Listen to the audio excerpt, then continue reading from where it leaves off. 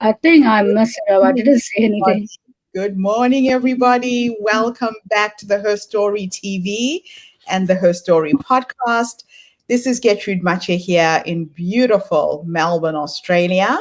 And I am graced with the presence of yet another fascinating young woman today. Welcome to our tribe. Please tell everybody your full name, where you're based, how old you are, and share your story with us today. My full name is Sandar, and my age is late 20s. And I am originally from Yangon, Myanmar, and I'm the first Rohingya beauty pageant in the history. And my normal day-to job is migration consultant, and I am also a Rohingya human rights coordinator. Fantastic. So you came to Australia how many years ago? Um, a decade ago, And since you 2009. okay. And your work as an activist, now you're working as in human rights. Tell us a little bit about your country, your history, and what got you to this point to be an activist. To be honest, it's actually my blood, because my paternal grandfather is the first Rohingya Matshe who has saved the first Rohingya genocide in 1958, along with his university students, East Pakistan Governor Zakir Hussain. We are the most persecuted ethnicity in the whole world. The reason is because Rohingya is the only ethnicity that faced genocide, not only one, not two, three times. Um, and after I have never seen my grandfather, but whenever I go hang out in my relative place, everybody saw me and they are like, "You look like your grandfather." Mm. And even though I haven't seen such great person, but I always been inspired by his story. And most of the time, my family they never come forward in the activism.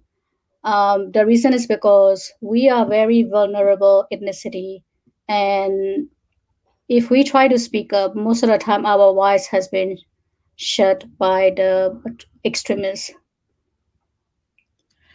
Now, a lot of people don't really know the history of Myanmar, and I really want this show to be a show that educates people, that tells the real story of what goes on the ground. Can you take us back a little bit to how the genocide has been perpetuated year after year?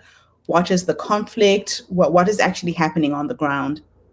Um, I don't know about the ground, but I grew up in my country. Most of the time, actually, I am the also the first, the first Rohingya who came in public. I used to have a Burmese passport, and I Okay. also finished my high school in Burmese school, well-known high school, Augustine. Most of the time, a lot of authority will say Rohingya are not our citizen. Mm. But I'm the first one who got a passport, and I came in public. Um, Burma is a very beautiful country under English colony time. I think we are the first country that has got a railway which go from Yangon to Kolkata, India. And a lot of Southeast Asian they came to Burma to do work, to do job. But when it go under military power, the country become really, um, we are not even developing at all. Mm. And Wow. also, and most of the time, people think that Rohingya is an Islamophobia issue. No, it's actually more than that. Um, because in our Rohingya, we also have Buddhist Rohingya as well. We also have Hindu Rohingya as well. We also have Christian Rohingya as well. The majority is Muslim. Okay. And Conflict is not just religious, there's multiple layers to it. exactly. And also, another fascinating story is Rohingya is an Indo-Aryan ethnicity. So the Indo-Aryan ethnicity majority is came from India. Right. But one English divider, we came under Burma. So our history is very similar to vulnerable ethnicity like Kashmiri, Armenian, and Assyrian. And Mhm. these country, these people, we live at the border and we face this kind of issues. Yeah. Yeah, it looks like colonialism did a lot of damage in terms of how countries were divided, people were divided, their ethnicities, their languages, their cultures, their tribes were highlighted. These are things that didn't happen before colonialism. Do you think that anything will ever change in the way the world is right now? This is a very challenging question because nowadays the world is facing COVID-19 already. Mm, A lot of countries are going through suffering a lot just to save from each other as well. We are not going out, and it's, it will happen, but everybody need to be united. yeah, And because nowadays I think all the everyone is just like facing too much problem of each corner of the world. yeah. And also in Myanmar, people are facing not only military coup, but also COVID-19, and Mm, also lacking of food as well.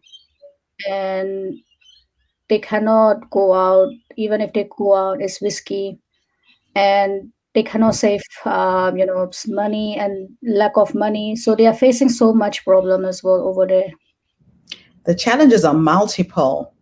Now, as an activist doing what you are trying to do from the outside, tell us a little bit about what your organization does. Our organization is helping especially the Rohingya refugees in the Rohingya camp, to help them to develop their arts. Nowadays, I'm trying to write a poetry book with three Rohingya refugees, just to give them a platform where they can tell their story through poems. Mhm. Why is storytelling so powerful, do you think, to change these imbalances in the world? Basically, what I've noticed is we are facing genocide quite a long time back. Mm, Luckily, thankful to technology, people can see the pictures, videos, how they are facing. yeah. Uh, so that's why I think the storytelling is very important. Mm, Without this pictures, video, people would not know what's going on in a corner of the world. yeah. Yeah, I think it's crucial that a light is shined on all of these issues. Ye- So, mhm, That's true as well. If we look at a like recent incident, Black Lives Matter, mm, it becomes so powerful because the lady she did a video, and it yes, just all corner part of the world everybody started speaking up. yeah. That's why I think the storytelling is very important.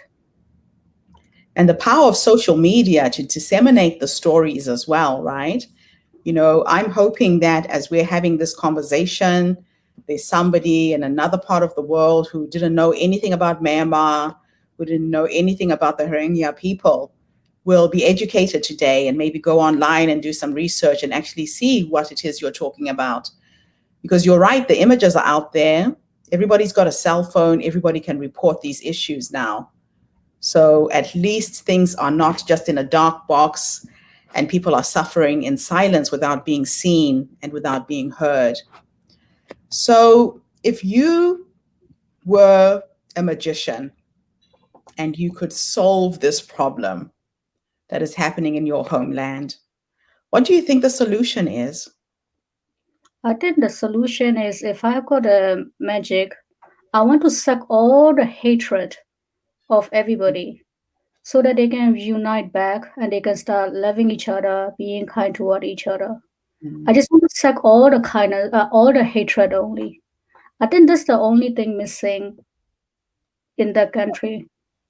And hatred comes from a lack of understanding, a lack of really knowing the other person, a lack of empathy and sympathy, correct?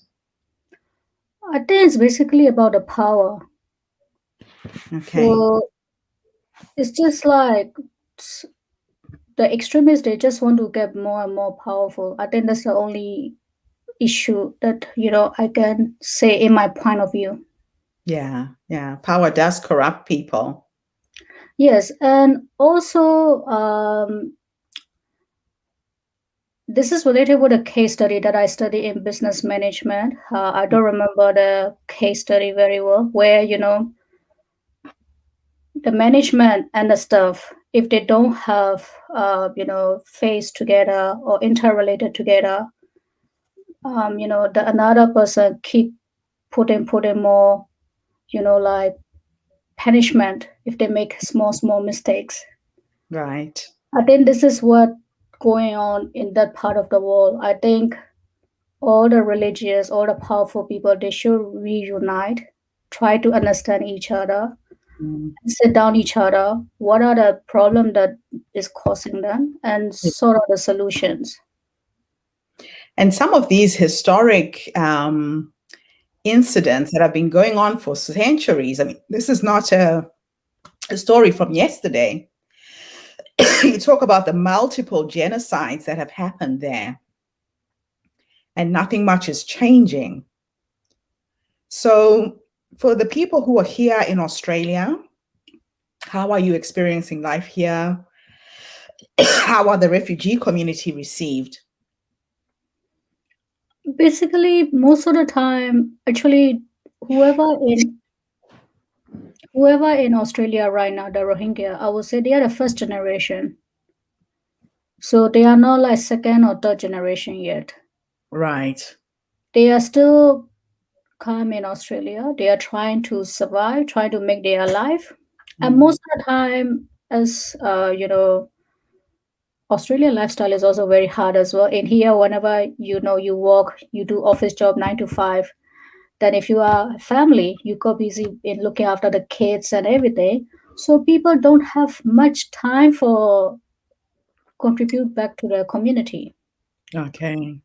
There's also a challenging that I saw in my community as well. And another Mhm. thing I saw is most of the time, um, there are also some Rohingya out there who are having a stable life, good life, but Yes. they never come and speak up. The reason is because they just only, scared from this kind of extremist issues, and that's why it create more and more, issues. And division amongst people. Yep, and also most of the time we also have our family, some of our relatives back in our country. We also Mhm. need to think about their safety as well and their issues as well. So you can't be seen to be doing too much publicly with the fear that family back home will be affected, correct? Exactly. Mm. That's very challenging. That is very challenging. So based on what this whole life experience has taught you, if you were to go back to the younger you when you were leaving your home country, coming to Australia, what nuggets of wisdom would you have given that young woman? I'm saying this because there might be another young woman from your country who's just arrived in Australia, doesn't know where to start. The language is different, the food is different, the culture, everything is different. What three nuggets of wisdom would you give that young woman so she can fit in nicely? The first one is never give up. Mm. Australia is a great country where you get full human rights. And number second one is whenever you see any injustice, try to speak up. And number third one will be never, stop dreaming. That's awesome. You have to be a good human being. Now, I know that you and your family have now kind of settled. Life is kind of looking good. You're an entrepreneur. Do you want to talk a little bit about your entrepreneurial life as a source of inspiration for others who might be thinking of, what else can I do with my life? That's actually a good question. I remember when I came here, um, actually, I got medicine in my country. but I don't want to study there Okay. because I face some kind of racism issue also in my classroom as well. Hmm. So that's why I always wanted to go to abroad. That's why I came to Australia. Because in my school, I if they found out that I'm Muslim, Hindu, or Christian, they used to tease us like kalama, which is in a Hindi word in Urdu, it means black. Okay. In Arabic or in Persian, it means hala. So that's why we faced that kind of thing. And I was like, I don't want to study further there. And I came to Australia. Hmm. And the golden time doesn't last that long. Then I lost my father. Oh. And a few issues happened. Then Hmm. after that, I didn't give up. Me, my family, my mom, and my brother, we used to do 2 to 3 jobs just to get, a home and settle down. So it was quite hardship and also beautiful journey as well. Hmm. So that's why I told a girl, whenever you are a girl, it doesn't mean that you are weak. You are actually stronger than a man. I love that. And Wow. because, and most of the time, uh, this thing I learned from my mom, an embracing woman is stronger than a strong woman because she spread love, kindness, and love. Hmm. That's why an embracing woman is always stronger than a strong woman. Your So mother sounds like an amazing role model for you. yes, she is. She has done a lot for me. I remember in our culture, because we are Muslim, most of the time, whenever girl finished high school or going to university, they get married straight away. But my mom didn't let me. She sent me to abroad, and she, motivated my father. Let her go study more. So that's why she's been my backbone, and Yeah. I learned a lot from her as well. And it's just amazing. Very, very inspiring story. They say that we stand on the shoulders of giants. It's the women who have come before us who make us the women that we are now, correct? Yes. Wonderful, wonderful. What a beautiful tribute to your mom. So let's now take you to the future as my last question to you. Actually, second last question. If you could look at your life at the age of 100, Okay. when you are sitting in your rocking chair with your grandchildren and reflecting back on all of the amazing things you've managed to do, what would you say to the future you if time was an illusion and you could teleport into the future? Can I get a question again? The last part, I didn't So get it. if time was an illusion, like time didn't exist, and I could take you into your future and you could have a conversation with you, the older woman, you, when you're 100 years old and you've lived this amazing life, what would you say to yourself? I would tell to myself, I'm being grateful that I never gave up, even though I faced a lot of hardship. Without your vision, I wouldn't be here today. That's beautiful. And the amazing thing is, time is an illusion. Your future self is already there waiting for you to catch up with her.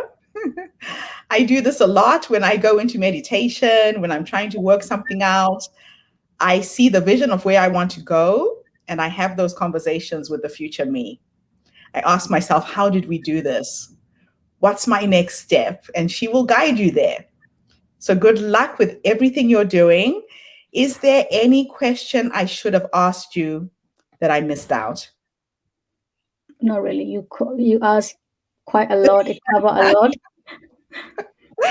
That's awesome. So this was a good interview. I've done a good job. Thank you Thank so you. much for coming online and gracing us with your presence.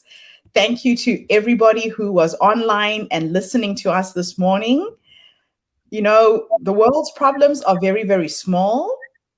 It's when we share the stories of our plights, our joy, our trials and tribulations that we open up the doors into other worlds. Every single person you meet is a door. And I really thank you, Pan, for taking us to Myanmar, making us understand the challenges of your people. And good luck with your work as a human rights coordinator. I am so honored to have met you and excited that you'll be taking part in our next online summit. And you Thank will bring you. the poetry of the people from your country to our platform as well, so we have a better understanding of what's happening there. Sure. Thank Thank you you. so much. And thank you, everybody. I will be back again later today with yet another inspiring story. Have a fantastic day wherever you are in the world. Bye for now. Thank you. Thank you.